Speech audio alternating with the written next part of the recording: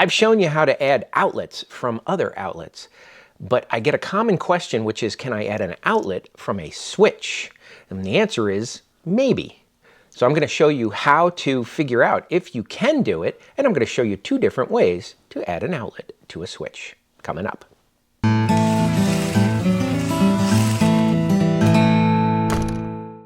Welcome to HandyDadTV. I'm Chris Hyder, your virtual dad in the cloud, and we're going to play pretend. Pretend this is all behind a wall, and you have no idea how this is wired, but you just have a switch, and you have that controls a light, and you want to know if you can add an outlet from that switch.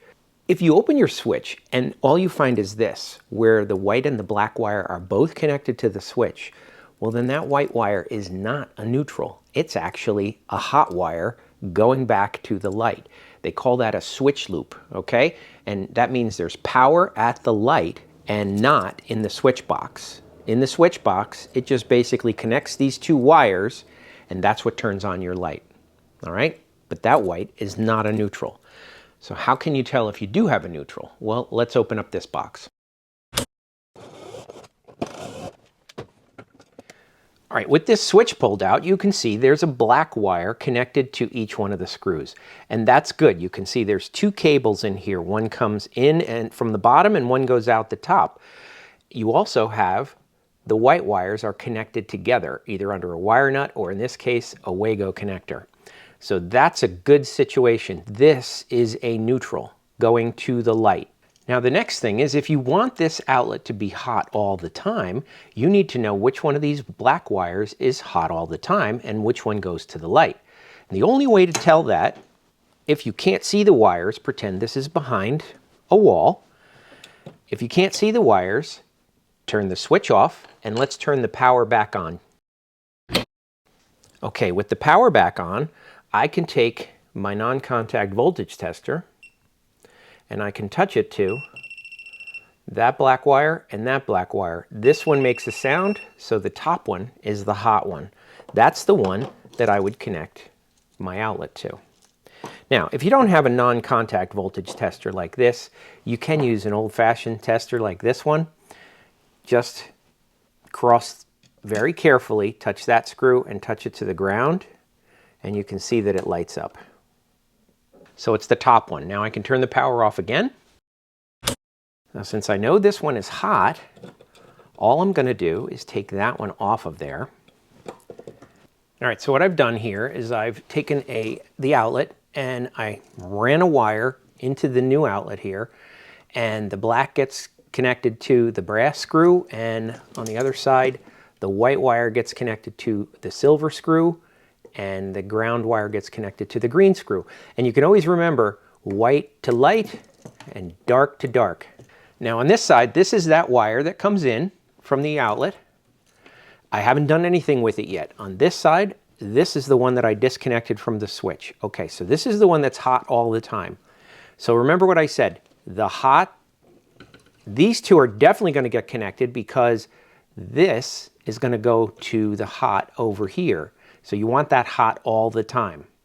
Now the other thing I need to do is put a pigtail between this screw on this switch, and I need to connect it to these 2 hots. So the way I'm going to do that is with a Wago connector. But first, I'm going to put this pigtail on the switch. You always create a little bit of a loop and tighten it down as tight as you can. Okay, now I need to connect these 3 together. So I'm going to use one of these Wagos that has 3 connectors on it.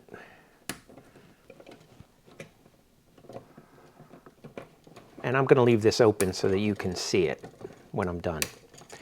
Okay, so that's my hots. I'm all wired there with the switch. That's great. Now I have the white and I have the ground. Now I need to connect the ground under here, and there's going to be 4 of them, so I need to get a bigger Wago. So this one is a 5-way Wago.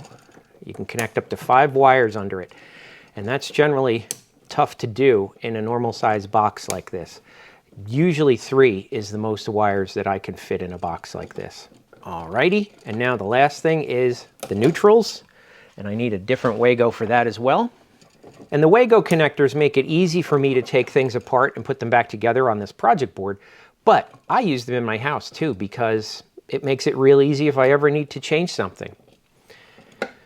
All right, so this is all we have right now. We've got all our grounds connected, all the neutrals are connected, and the blacks are connected. These blacks here are the hots. They're always hot. And on the other side of this switch is the one that goes to the light. I didn't change that. I left it on there. I only took this one off. So now I'm going to turn the power on and let's give it a test. Okay, with the power back on, let's see if this still works. It does. The light works great. And let's carefully plug this in. This is a tester that tells me it's an outlet tester. And if it has two greens, which it does, that means it's wired correctly. So I've got a good neutral and a good ground.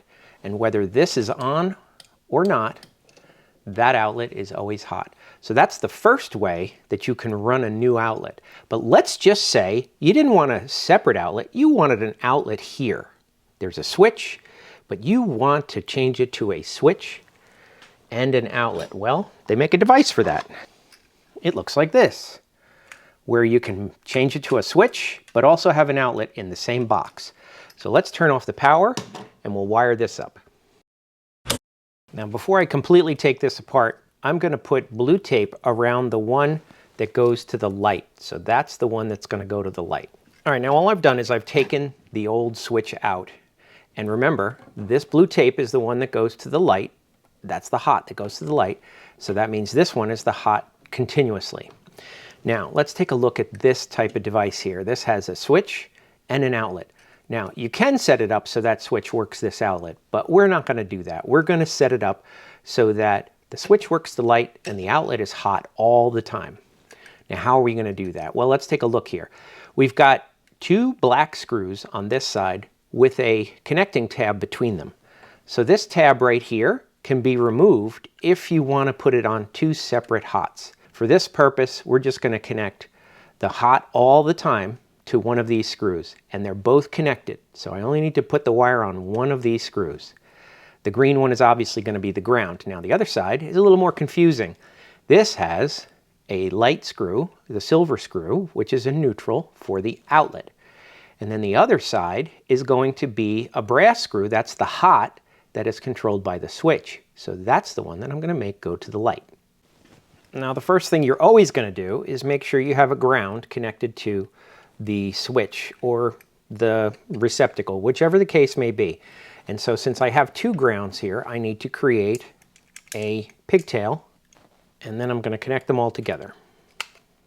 Okay, now I have all my grounds connected. Now I need the one that's always hot, which is going to be this one. I'm going to connect that to one of these screws here. Now remember, that wire connects to both of these screws, which means that's the hot for the outlet as well as the hot for the switch. All right, I'm done with this side. Now let's flip it over. And here I've got the other hot that's going to go to the light. So that's this one. Okay, got my grounds, got my hots. They're connected. Now I just need to connect these two together, but that has to also connect to the receptacle. So I have a neutral there. So I need to introduce a pigtail. Alrighty, now I've got my neutral connected to the pigtail. All three neutrals are connected together. So that way I've got this outlet should work and the light should continue to work. So now I'm just going to turn on the power. All right, now that the power is back on, let's try the switch. And there it is, it works the light. And let's plug in my outlet tester again and see if we get two greens. And we do. And that works independently of the switch.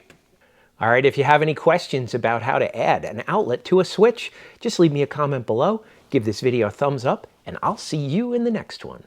If you need shade on your deck or patio this summer, check out Toya Grid Pergola Kits. You source the lumber locally and can assemble this modular system in as little as 30 minutes.